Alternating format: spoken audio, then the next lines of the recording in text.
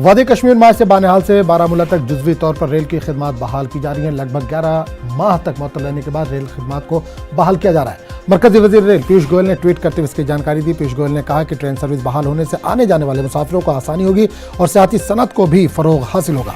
Railway हुक्काम के मुताबिक rail सुबह 11:25 पर बानिहाल से और बारामूला स्टेशन से सुबह 9:10 पर रवाना हुई। बारामूला से बानिहाल तक 137 किलोमीटर चलने वाले इस रूट पर 17 स्टेशन आते हैं।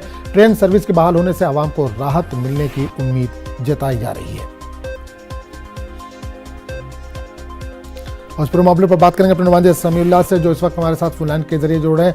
समीउल्लाह, आज से ट्रेन सर्विस बहाल हो रही है, 11 महीने के बाद ये बहाल हो रही है। किस तरह का माहौल है, आवाम में किस तरह का रुझान देखा जा रहा है, कितनी खुशी है? देखिए आजम, खुशी की बात है क्योंकि 11 महीने के बाद आज फिर से एक बार ट्रेन सर्विस को शुरू किया गया है जम्मू कश्मीर में।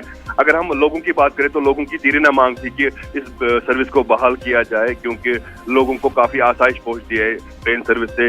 अगर हम बानीहाल की बात करें या फिर बारामूला की बात करें, बारामूला से भी लोग आते हैं। खासतौर पर जो मुलाजमीन को काफी आसाइश पहुंचती है, वो टाइम पे अपनी ड्यूटी पे पहुंचते हैं, तो एक अच्छी बात है। लेकिन जो हमने रेलवे हुकाम से बात की, उनका यही कहना है कि लोगों से उन्होंने गुजारिश की कि प्रोटोकॉल का वो खास तौर ख्याल रखे, जो कोविड प्रोटोकॉल है उसको फॉलो करे।